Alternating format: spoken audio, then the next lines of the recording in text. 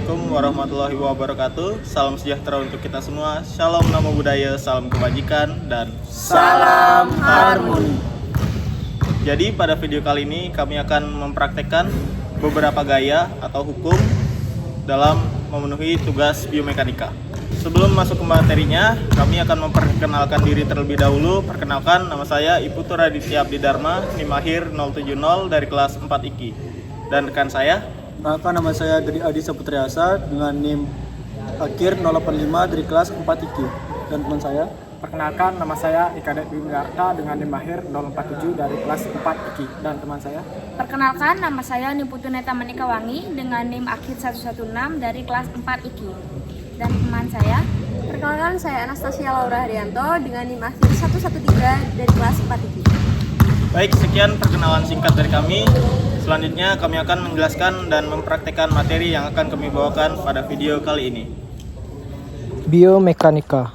Biomekanika adalah pengetahuan yang menerapkan hukum-hukum mekanika atau fisika terhadap struktur dan gerak tubuh makhluk hidup, khususnya manusia saat berolahraga atau beraktivitas. Tujuan dari biomekanika adalah mencegah risiko cedera dengan memahami batasan tubuh dan pengaruh gaya luar. Hukum Newton 1 atau hukum kelembaban adalah benda akan tetap diam atau bergerak lurus beraturan jika tidak ada gaya yang bekerja.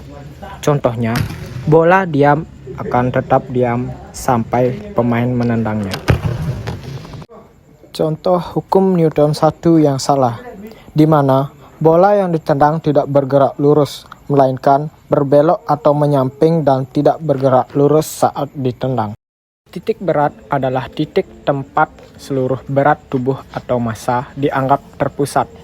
Titik di mana resultan gaya gravitasi bekerja pada suatu benda atau tubuh. Bukan berarti titik ini selalu berada di dalam tubuh. Contohnya, saat kita menggiring bola, posisinya bisa berubah-ubah mengikuti perubahan segmen tubuh. Contoh titik berat yang salah, di mana titik berat tubuh tidak berpusat pada tubuh dan menyebabkan pada saat menggiring bola menjadi tidak seimbang dan menyebabkan bola sulit dikontrol. Gaya postulat pada permainan bola futsal. Gaya postulat merupakan gaya internal yang dihasilkan oleh kontraksi otot tubuh untuk menciptakan gerakan. Saat menendang bola, gaya ini disalurkan melalui rantai kinetik mulai dari pinggul, paha, lutut hingga kaki untuk menghasilkan tendangan yang kuat. Selanjutnya, gaya tahanan dalam bola futsal. Gaya tahanan adalah gaya eksternal yang menentang atau memperlambat gerak suatu objek. Saat menangkis atau menangkap bola, tahanan utama yang dihadapi tubuh adalah gaya dari bola yang bergerak cepat. Pada video ini, gaya tahanan berpusat pada lengan dan telapak tangan. pada urutan awal momentum, otot kaki menghasilkan gaya yang menggerakkan tungkai ke depan.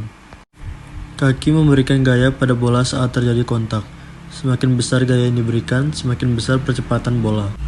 Impuls dimulai saat kaki menyentuh bola dalam waktu yang sangat singkat.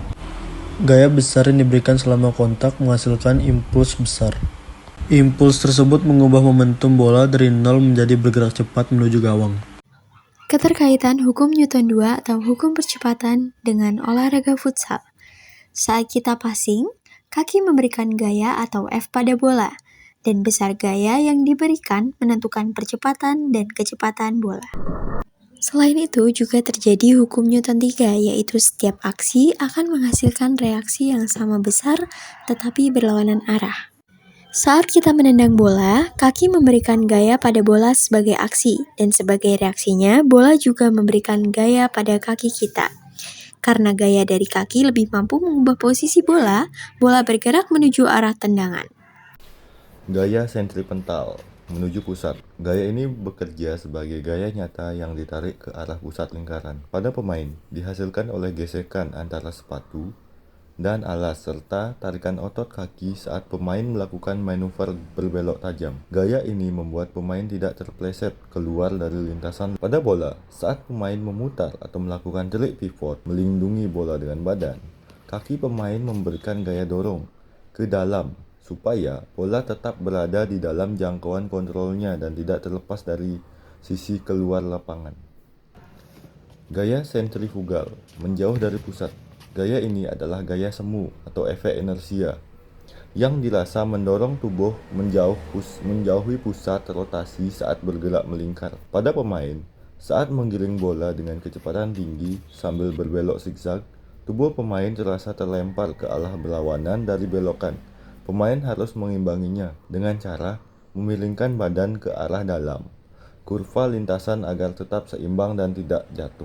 Pada bola, efek inersia ini membuat bola cenderung bergerak lurus, menjauhi dari pemain saat berbelok. Pemain harus memberikan gaya ke dalam yang lebih besar supaya untuk menaklukkan kecenderungan bola yang ingin terlempar keluar jalur.